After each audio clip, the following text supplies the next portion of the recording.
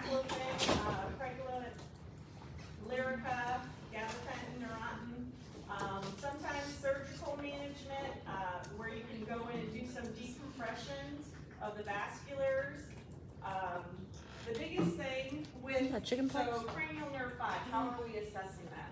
That's where it hurts. Smile. What's Facial. cranial nerve? Frown. Eyebrow. And clenched teeth. So, what is trigeminal nerve? Cranial nerve, what are we doing? Feeling to see if they can feel on their face and how to clench their teeth. Facial nerve is Clench. the moving, puffing out the cheeks, raising the eyebrows, smile, frown. That's cranial nerve 7. Cranial 5. Feel. Clench the mouth. Right here. And clench. Or pinprick. And then your Bite. masseter muscles. Bite. So you clench down and feel the jaw muscles. So do I know the name of it other than 5? Trigeminal is facial sensation. Sometimes you guys, students get the cranial nerve 5 and 7 stuck. 5 and 7 we miss it. 7 is smile, like in the puffing out the cheeks. Okay. 7 is smile. That's where the pain is. So they're gonna feel pain unilateral, one side of the face. They usually have pain where it's really, it hurts to touch their skin even. So maybe just 6 foot tall, but we don't need to know that for the test. But how do you assess cranial nerve 5? So again, do your neuro assessments. Ice pack, sometimes ice pack decreases swelling in their face, because that swelling, especially after surgery, is what we want to make sure we're not manipulating those cranial nerves. After surgery, no rubbing of the eyes on that affected side, because we don't want to disrupt any of the surgical procedures. Bell's palsy, it's cranial nerve 5, 7, and 8. Again, it's unilateral, it's on one side of the face. It does mimic stroke-like symptoms. So usually it's just the face, but they still have full movement of arms and legs. This is associated with the face. Foreheads, they can't wrinkle their forehead, eyeballs roll up. But usually this is from a virus that occurs or Botox in the wrong location. They go too high and they can cause a problem with that. Your mom? No, she had. She just had looked like that thing. She really. I You just said said Botox and I thought about her. Yeah, I know. Believe me, I get it. Yes. How do you know that it's not a stroke? Like, what's your indicator for this? History, and then they can move their arms and legs. Usually they have Arms and full legs. strength of their arms and legs. So it's only face. It's just located to the face. Okay. So, because a lot of times in the hospital you might hear a stroke alert, and then by the time I get down there with all the students, they're like, oh, it's Bell's palsy, because they already did a full assessment. They're looking at the history, they're looking at other factors to make sure that, what else happened before this occurred. Treatment, corticosteroids, because it is a virus, we want to decrease inflammation. Any antivirals, like your acyclovir. Again, they do get full recovery. They will recover, but it will take up to 6 months for it to recover. They will gain full muscle strength eventually. Peripheral neuropathy. This is kind of like, you guys have already talked about neuropathy in previous semesters. It affects the peripheral and sensory nerves. They feel like pins and needles on their feet. Most common is diabetic peripheral neuropathy. They have loss of sensation, muscles, shrink, atrophy, weakness, diminished resistance, pain. Yeah, same thing as neuropathy. It's not an ATM either. Mononeuropathy, your book goes way into this. I don't know how much you need to go into these neuropathies, but I'd rather give you the information than not, because I want you to be, at least recognize it for the NCLEX if you're thrown a curveball and asked about this. But it's a single peripheral nerve and its branches. So the nerve is usually compressed or like carpal tunnel syndrome. That's what they're associating mononeuropathy from. It's one nerve that's compressed, bruised, or whatever, so they're gonna have weaknesses, pain. They could have swelling, but with treatment, they can remove the cause, surgery, especially if you hear carpal tunnel syndrome surgery. Corticosteroids, again, decrease that inflammation, aspirin, codeine, gabapentin for pain. And you were supposed to educate the patient related to prevent muscle wasting, maybe some splints and positioning to help with any kind of mononeuropathy. Okay, those are some outliers. There's another one that I deleted, Huntington disease I deleted, or maybe I kept that. We'll see. I think you still. All right, so I don't know where this is coming from. What kind of headache am I having if I have an aura? Migraine. Migraine. What if it's throbbing? Headache. Huh? Headache. Headache. Migraine, same time of day. Clusters. Clusters. Flashing lights. Migraine. So, yes, ptosis, the droopy eyes. Cluster. Droopy eyes, No. one side, Yeah. cluster. One-sided, unilateral, Cluster. cluster or migraine is one-sided. Has restless and agitation. Both. Cluster's not that way. Cluster is. Mine says migraine. All of the above? Wait. Have one? What question are you in? Have one, you are. I'm gonna For go. which? Restlessness Intolerance and to light, Migraine. and then begins in the temples. Migraine. migraines. Temples, migraine. Restless and I'm gonna look at that picture. All right, tumors, I'm not gonna go too deep into it just because, the location of the tumor is pretty much specific to where it's needed. I'm not gonna go into treatment because we'll talk, about oncology in a couple weeks in the semester. And then the medications change so often. But the tumors are, in the brain, are classified according to the cell and location of the tissue. And again, wherever that tumor is depending on what kind of symptoms you're gonna have. It can cause damage and pressure, so intracranial pressure we're worried about, cerebral edema, any kind of neurological deficits, seizures. Because we're talking about the brain, any kind of pituitary disorders, and then your hydrocephalus.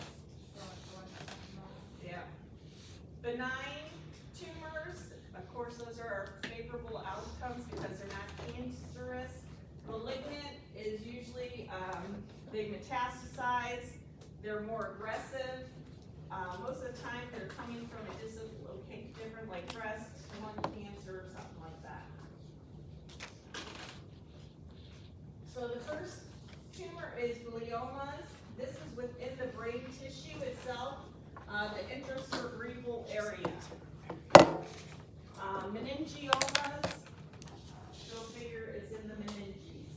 So that's the most common type of brain tumor. It arrives from the meninges. Warning on here.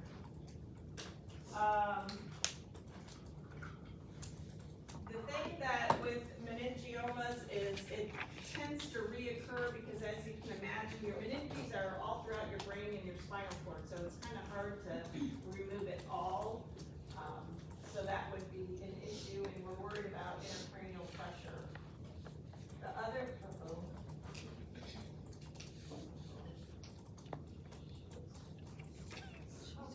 okay, pituitary tumors, pituitary gland pressure, hormonal effects. So because that pituitary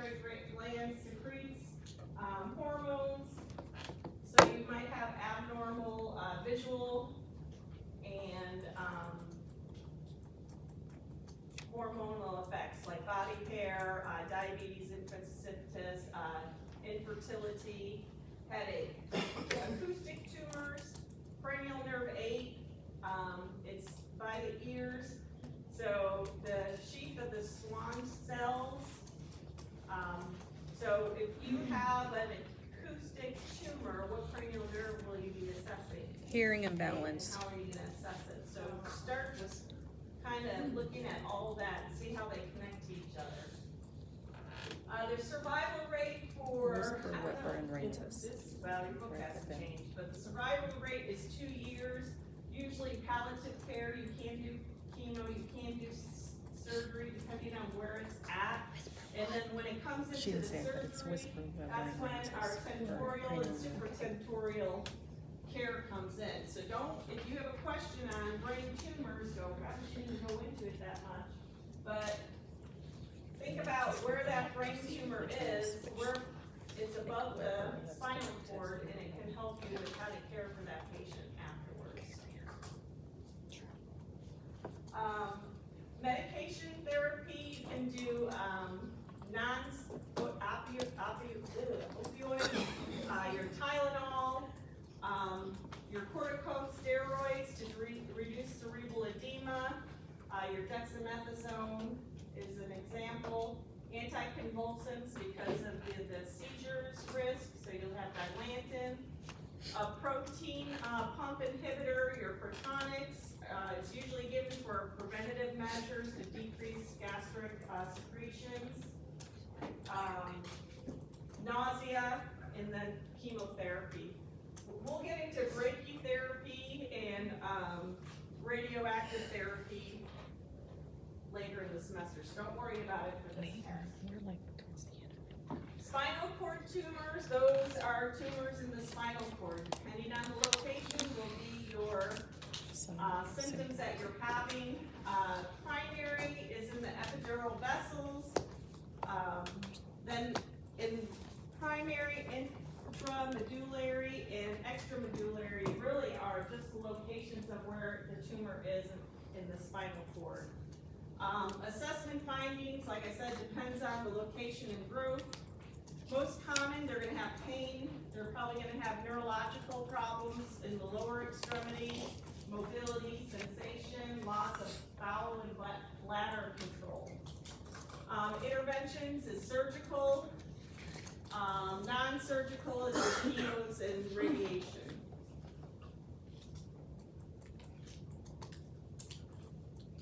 Okay?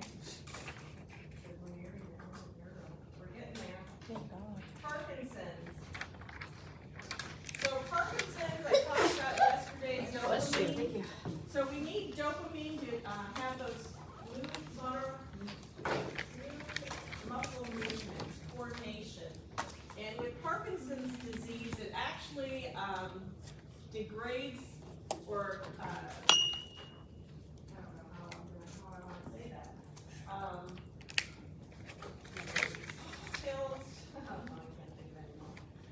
But it diminishes the dopamine in our body. So that's why with Parkinson's it lacks the dopamine, and that normal smooth muscle movement is gone. Also, on the other side of that, you can have overstimulation of the acetylcholine, and if we have overstimulation of the acetylcholine, that actually decreases the secretion of dopamine. So when it gets to medication on dopamine, you'll have like a dopamine agonist, which is like a dopamine synthesis that acts like dopamine in our body, or you'll have medications that lower the acetylcholine effect. Right. So there are 4 typical movements in Parkinson's. We have the tremors, so you might see tremors in their hands, you might see rigidity movements, bradykinesia, which is that awkward movement, postural instability or gait. You might see them shuffling around a lot. I have a picture that's coming up of a person that's typical disease because they usually are hunched over. They have a mask-like expression. They're at high risk for falls. So our focus is on increasing that dopamine in the body. So risk factors are usually males between the ages of 40 to 70. That's when they get diagnosed. It can be a genetic predisposition. Any kind of exposure to the environments, where did they work, what did they do for their job, any chemicals, and chronic use of antipsychotic medications can increase someone's risk. Diagnosis is based on their manifestations. They're looking at their activities, those four manifestations, and really ruling out other diseases. You know, I have ALS.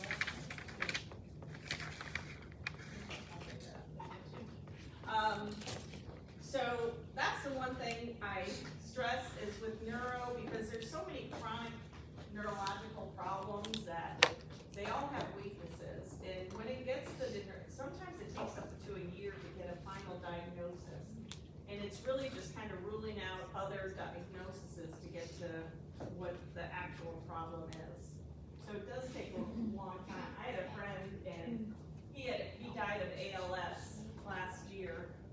And it took them a year. They went all over the country, Texas, New York. They went to the Mayo Clinic in Minnesota. They went everywhere, really because they didn't want ALS as a diagnosis. But they were ruling out MS, Guillain-Barré, they were myasthenia gravis. They were just ruling out all of these diagnoses. But ultimately, it was ALS. Isn't Parkinson's what Michael J. Fox has? Michael J. Fox has Parkinson's. Lou Gehrig's disease is the other one. I That's must the have did guy that from, this slide. They just diagnosed my 34-year-old brother with ALS. If they did. Yeah, and isn't that the same as Lou Gehrig's disease? Yeah. I thought so. Yeah.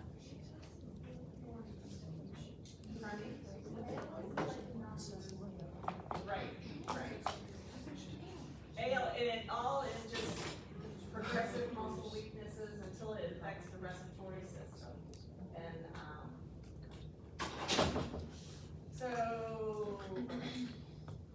so here's our Parkinson's disease. They're usually hunched over. These are his positions. See, he's rolling his thumb. He's got those automatisms where sometimes they pick at their clothes, roll at their clothes, tremors, shuffled gait. But they have loss of abnormal movements and they have muscle rigidity. I used to have, not many people know who Michael J. Fox is. Back to the Future guy. Is he Back to the Future Yeah, guy? he's Back to the Future. But He had a sitcom too. I had a video of him on, like 2 videos of I when seen he was him first recently. diagnosed, He and went- they're off the YouTube channel. He's in a wheelchair. And then one where a more recent diagnosis, and you could just see the difference. And they have no control of their body movements. I mean, he talked about how he wakes up in the morning and has to take his pills right away just to even get out of bed. But so safety with this one. So let's see. Biggest thing, like I said, increase the dopamine effect, breaking down, or preventing the breakdown of dopamine, giving something that mimics the effects. There are sometimes with medications, so a lot of times it's like I associate it to seizure medications where the patient might start on start on levodopa, because levodopa is a dopamine agonist. It acts like dopamine in the brain. But after a while, you might see some symptoms come back, and then they'll change the medication, increase the dose, or add a different medication. Yeah. So if your body gets used to it, so you need an increased dose or something like that. So first one is dopamine agonist. This is usually the first one that they go on. So you want to make sure that you take it before meals. Side effect of dopamine agonist is orthostatic hypotension. So we want to make sure we're educating on that. Move slowly. even though they don't want to move slowly, old people think that they can still run a marathon. And it's not true. Sleepiness, hallucinations,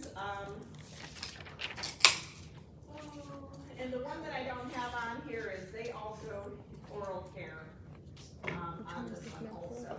I don't know why it's not on there. But, it may take several weeks to take effect, so you gotta, wait to see if the medication, keep the medication in a dry area, and like nitro, keep them in a dark container. So if the other type of medication is a levodopa-carbidopa combination, and this is a dopamine agonist plus the carbidopa, which helps the levodopa get to the brain. So carbidopa just creates a pathway, and the levodopa comes in. So you'll never give carbidopa by itself. You'll always give it with. Did I say that right? You'll never give carbidopa by itself. You'll give it with levodopa. Mine's not. And again, taking for meals, well, it says everything what it is. Do not use levodopa within 2 weeks of NAOIs. Don't be sick, discontinue before anesthesia, but that will be discussed like pre-operatively stuff. But I would know these two medications for your test. The dopamine agonist and the combination.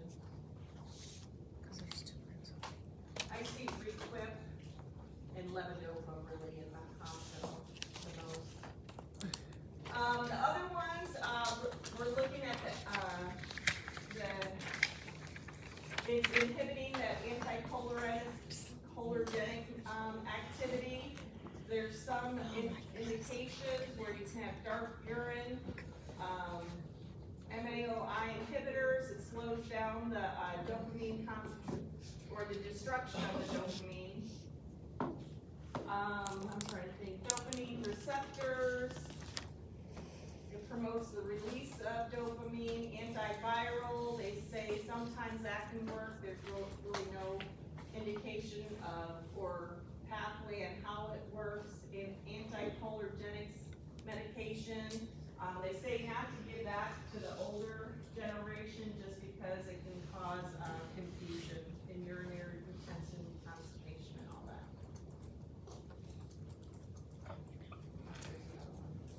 Also with Parkinson's, there's a wired therapy. I consider this like the vagal nerve stimulator. That's what it looks like in my brain, where there is a pathway for the catheter to be in that activity, and it helps to decrease the symptoms of Parkinson's.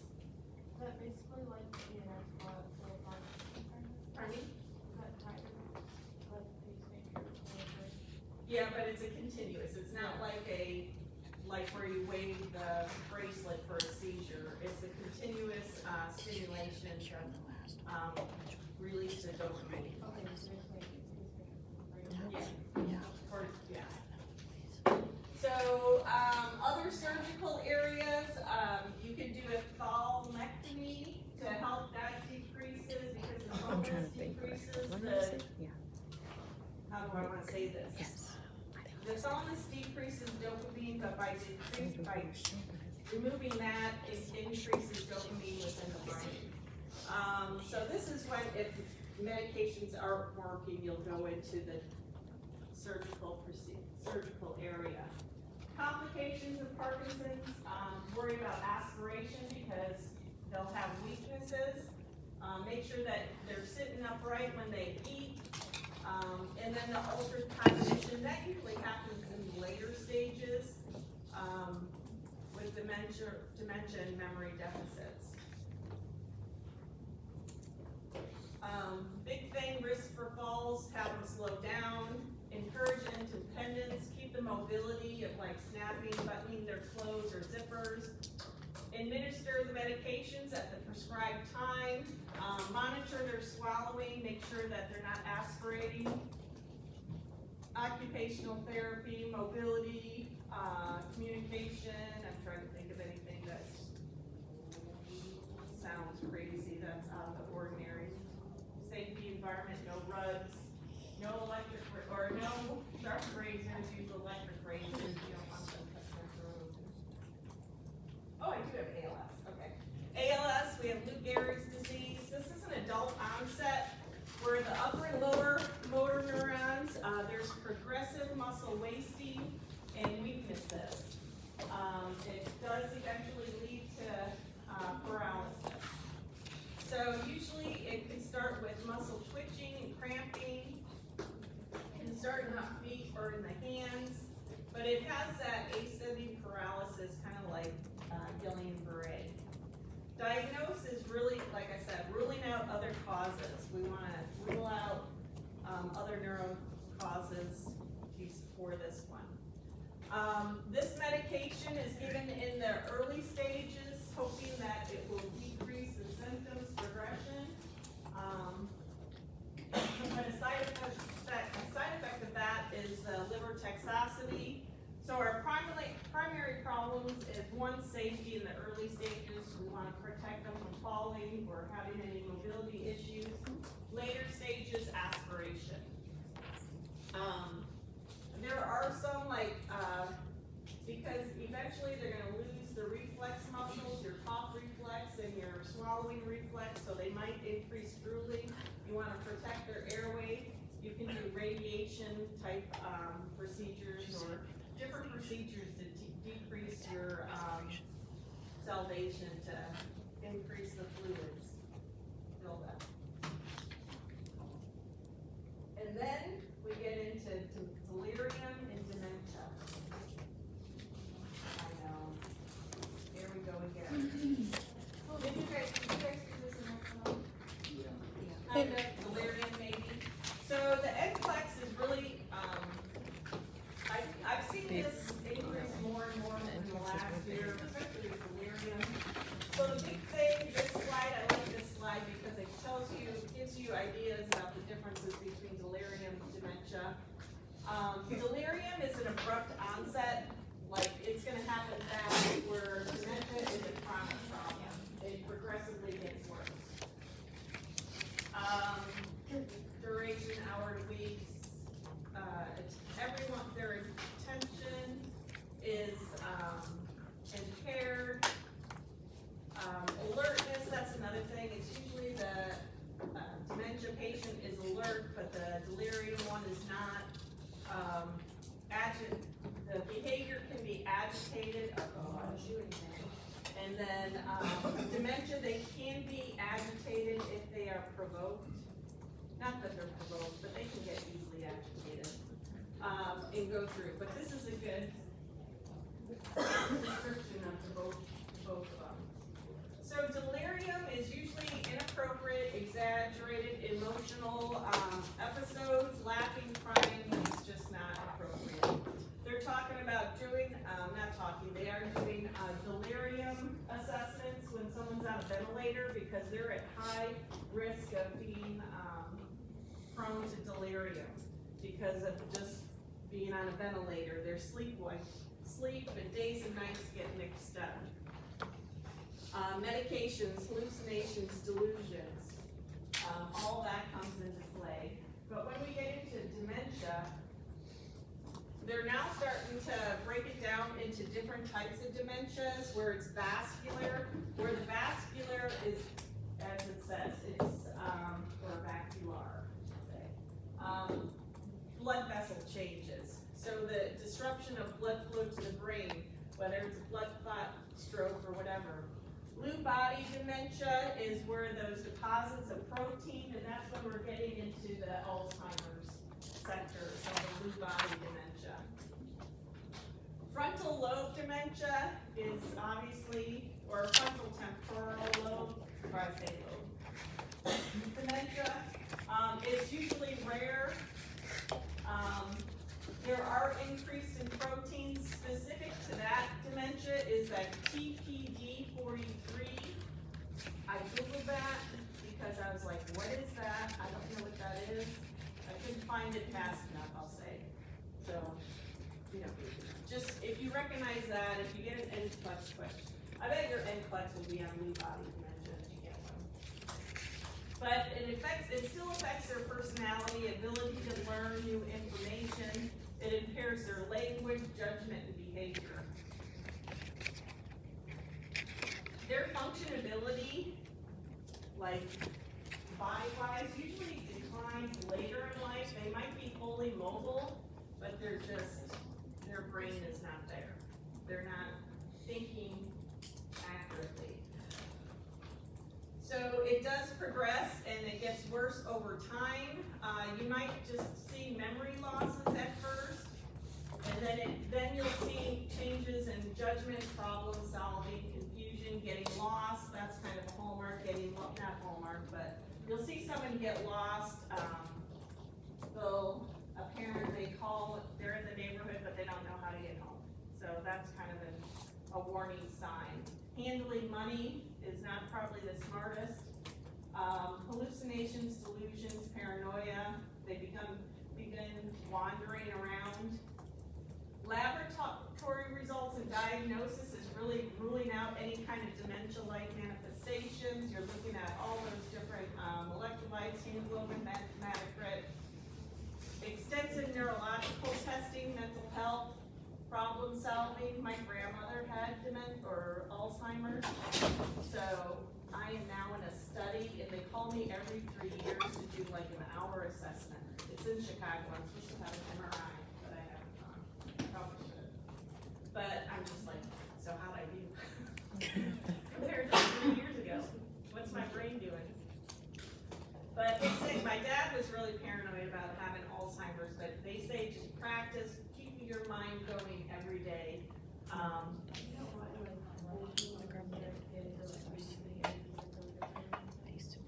It could be, keeps their brain active. But like doing cross, my dad did like 3 CrossFit puzzles a day. He's like 80, he was 86, and I'm like, I think you're good, I don't think you have Alzheimer's. He always wanted to. All right, Alzheimer's, but then he changed his mind at the very end. It's like, it's not really the same. Alzheimer is the most common type of dementia. It's that progressive loss of brain function. The only medication that I'm gonna mention is Aricept. It can slow the effects of dementia, but again, it won't stop the process. It can just slow it down. It can slow the cognitive decline. It does not alter the course. You can have pulmonary problems and bradycardia with Aricept, or with the dementia medication. Pardon me? Pulmonary problems. Yeah, and bradycardia. So there's certain do's and don'ts to do with the neurological or dementia patient that would be important to remember. Provide a structured environment. Do not change things up on them. If they get up and go to the bathroom at 8 in the morning, you better get them up and go to the bathroom at 8 in the morning. If they eat, activities, whatever, make sure that you keep a structured environment. Cognitive stimulation and memory training. Have in their rooms pictures of families with their names. Reminisce. That's one of the things I do a lot of times when you guys are at clinical, you're given medications, it's an older pulmonary patient, and I'm like, so where did you? I ask them about their job, what they do. Just kind of distract them a little bit. But reminisce therapy. Use memory techniques, make lists, rehearse. Pet therapy is good. Reorient to current time and place in the early stages, later stages. It really doesn't matter because it won't be appropriate. Validation therapy. You always want to acknowledge their feelings. What they're feeling is true, so you want to validate their concerns. Promote bladder and bowel continence. Keep a schedule on doing that. Promote communication because eventually they're just not going to talk anymore in later stages. They just kind of go through life without talking. Keep the environmental distractions to a minimum. Talk calmly, keep personal items in place, attempt to redirect to more of a positive behavior and activity, reassure that they are safe, frequent walks, ask yes, no questions. I know I talked about this last week, post-stroke, you wanna limit their choices, maybe only show them, do you want this shirt or this shirt? Have them pick one, then move on to their pants, which pants do you wanna wear, or whatever. Simple, short instructions, limit choices, never assume that they are totally confused, because sometimes they can come back at you and they know what's going on. Anticipate their needs and maintain ADLs as long as possible. Some don'ts, we don't ever wanna raise your voice, argue, don't try to reason with them because it's not gonna work. Don't take offense to anything they say, because they'll tell you, the older patients, they'll tell Cuss you you some out. bad things. They're Yeah. mean sometimes. They'll cuss you out.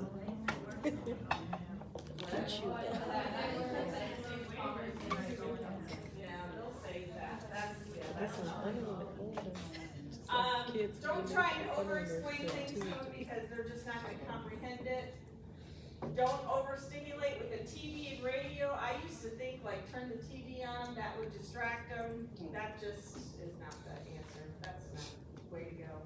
You don't ever wanna place them near stairs or elevator because they can take off and we got a Mr. Man or whatever, Mr. Man, Code Man, I don't know what it's called.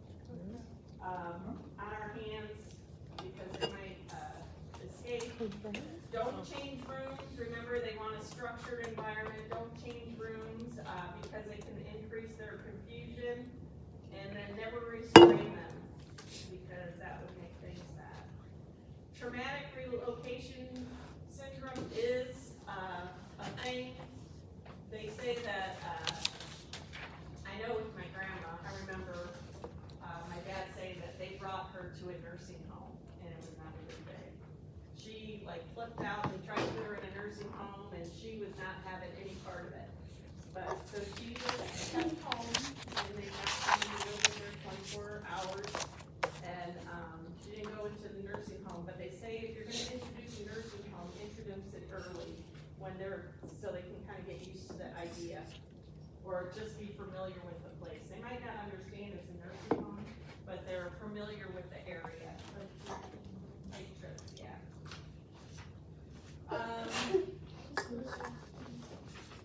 Alright, home safety measures, falls we're worried about. Install locks and alarms. Keep water temperatures at a safe level. Good lighting, handrails, mattress, all this, I think you guys can see as safety issues. Locked cupboards, because maybe they're gonna start getting cleaning supplies and they might start making dinner with cleaning supplies, who knows. Have a medical alert bracelet, so if they do get lost, they can, someone can find them and get them home safely. Get those safety, enroll in like a safe, there's a lot of resources out for Alzheimer's, safety programs. Exercise program. Legal counseling, that's gonna be important because they gotta get their living will, healthcare power of attorney in, order, because when they get confused, that is not, it's not a good time. Do it while they still have their wits about them. Refer to family services, case managers, look for facilities, refer the family and client to the Alzheimer's Association and get resources. One time I was leaving here, must have been like a skills checkoff or something. It was in the middle of the day. And I don't know if you're familiar with Troy, but I was on the Hills, which is a pretty busy, somewhat busy country road. This old guy seems like, and I'm like, oh my God, and I almost passed him up, and I'm like, oh, just find out what he needs. So I pull over, and he had to go to the Eagles. He's like, I have a meeting at the Eagles, and I'm like, right, okay. So I talked about it, and I'm like, okay. I go, I don't think you have a meeting at the Eagles. He's like, yes, I do. And I'm like, okay, but do you really have to hitchhike there? So then we found out where he lived, and he lived literally, oh, thank God, short distance. So I'm like, okay, why don't I get you, and he told me his daughter's at work, his son-in-law is at home sleeping, and the baby's sleeping. And I'm like, okay, alright. So I got him in my car, and I took him over there, hoping that that's really where he lives, and luckily, the neighbor pulls in at the same time, and I know the neighbor, and she's like, whatever his name was, Jerry, did you get out again? I'm like, oh, God. She goes, I'll take him. I go, he wants to go to the Eagles. She goes, yeah, he likes to go there. And so she goes, I'll take him. So she took him to the Eagles and just let the son-in-law know that's where he was going. He went for a meeting. He's probably gonna see him. Yeah, so I mean, I like That's this what I'm guy. gonna start saying. I got a meeting. I'm going to a meeting. The Eagle. but safety is the biggest thing, airway is the big thing for neuro. Common things, safety, muscle weakness, so think about your neuro or your airway, atelectasis. Brain function, their judgment is out of whack. Promoting, if there are innervations, if you have issues with spinal cord, constipation, urinary retention, and if skeletal muscles are affected, they can Put 2 pins in. What I want, One on the lungs, like right here, and then one at airway. That's where I put the 2 pins. Not in the heart. I did put one in the heart, and then there was another one. Oh, the brain. It wasn't airway. What else was on it? so I want you to, let's take a, come back at 1:50. I should tell them to reword that a little, because I don't really know what they're looking for. You can put it anywhere you want it. You could put like as many. I know, I think So I know. you asked about it and I was like, What to do, and I had to say, blowing up her Oh, phone. don't worry about the time. I know, I thought I said. Just when it says your time is up, just submit or continue. Just continue. You can take as long as you want on those. Just keep continuing. It says unlimited amount. No, you know you don't. No, I don't. I do take as long as I want. Just say continue, and it'll let you continue. No, continue. It said somewhere at the very beginning, they told us to do that. Just like, it was like, I can't even get into online. If you read the instructions, like, well, on I've the read very the first- instructions, but the timer is there to tell me. it says that, but I was like, okay, I'm gonna try it then. 1 second away. And then when it says the time is up, it says submit or continue. I don't submit. I click So you can continue. and you can just keep going and going. Sure. Yeah, because I went way over my time and I got a 3.9. Don't worry about the 15 minutes. 2 seconds, I'm like, submit. I look everything up now. I turn it on, and I know it's on Respondus, but I don't have my camera on either. And so I have my phone there, and I just look everything up. Because I've read that and I've seen it. So yeah, it's just like,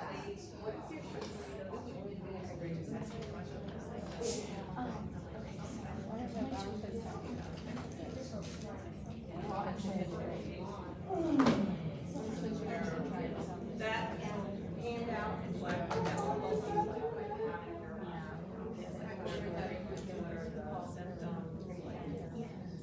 yeah, it is.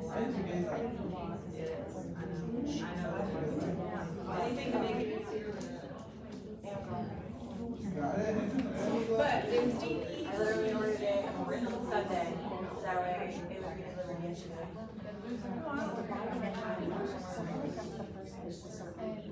yesterday. Yeah, they have like all kinds of different ones. I know with this one, so it's like smart, but they even have ones that like makes them down to like 3 inches. It's that, so like they have like flat down to like 12.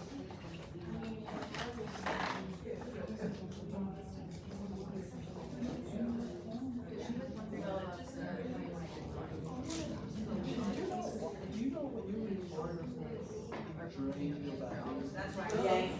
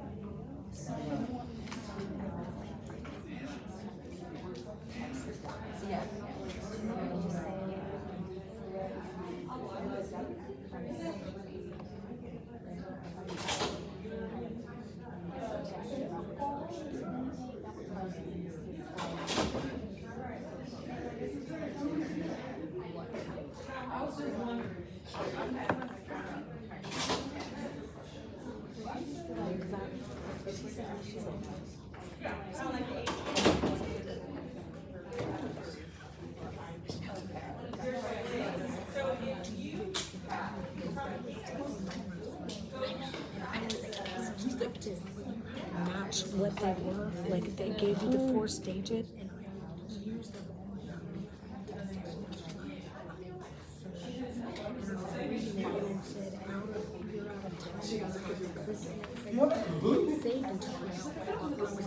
No, it pops up. It says you're out of time.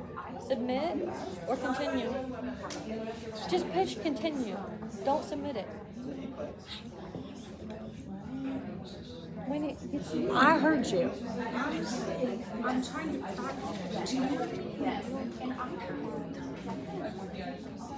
Every time. I know. And she just said, she shouldn't my ass off.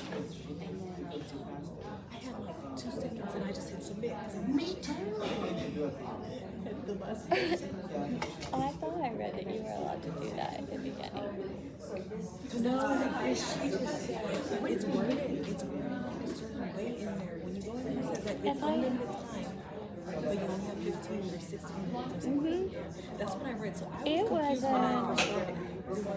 When I was, it was at the beginning when we were in just children the mental ones, right? But it's like it tells you that you can, it's unlimited time, but it does time you 15, 16 minutes. It is. Okay, let's So see. the next quiz. Where is? But it was in like, I think we had one right here. I think this is where I read that. Time limit plus unlimited extra time. Right there. Time limit, 15 minutes plus unlimited extra time. See, every quiz has And that. But it also, it does it say that always? I feel like Because when you go and that's click on when instructions, oh my god, I can't and I looked and I said, plus sometimes people it does right random here. ones on Plus TikTok and I unlimited would play extra along, time. not even knowing what it was. And I've always used it because so go in there, like, just go in there. Wow. And then maybe it it's should let you is it open long? it. Like, it's gonna tell you it's late, that you can't do any more questions. I don't know what to do. But maybe I can do it on this one.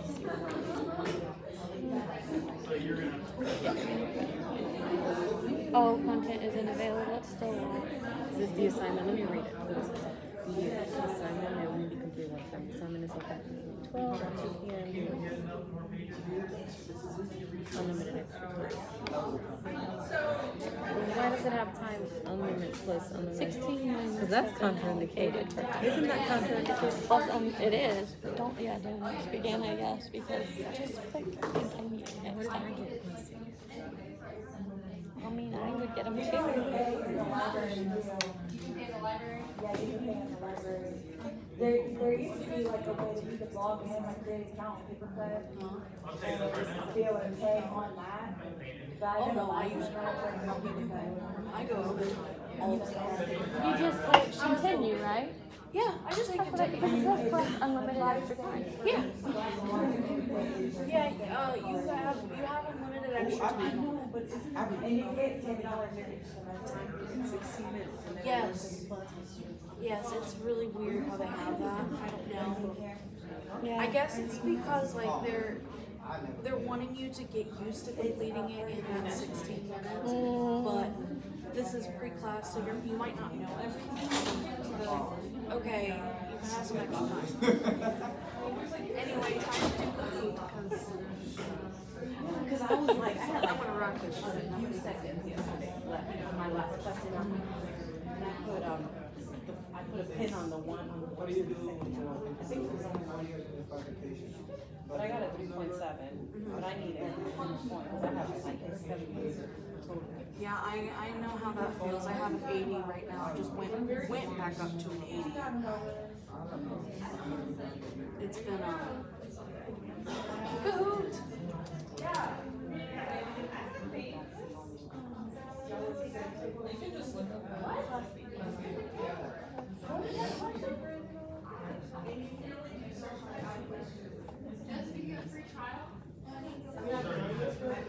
You can look them up. Hey, did you find the last question on the quiz really confusing? Like, I sat here. Which one is it? It's something about what's your priority, and it had 4 pictures, and you're supposed to put a 10 on it. Yes, I did find that really confusing for a moment. Because I'm like, what? No, even the way it was worded, I was like, It confused me for a moment until I was like, they want us to like put sorry. They were wanting us to put it down for that specific disease possibility.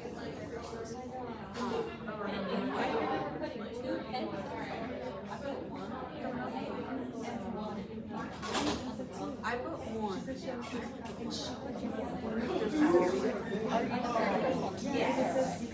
yeah. Because I was like, airway, but then I was like, more airway. I need every point. Because I don't think it will take 40, well, if not all. I think so they want us to get used to the time limit of, you know, when you're testing, you're gonna know the time limit. Oh, it's on there. The instructions. It says unlimited time. Then in my opinion, It's time. so if someone finds out a secret Michelle, you better let us know. I'm sorry, I just thought everybody knew. I ran out of time on my I only got like a 3 something. For running out of time, that's great. I didn't run out of time, and I only got 3.9. A 3.9 or 4? Oh, jeez. Well, I mean, even extra time isn't gonna make sure you get it all. I got a 3.9.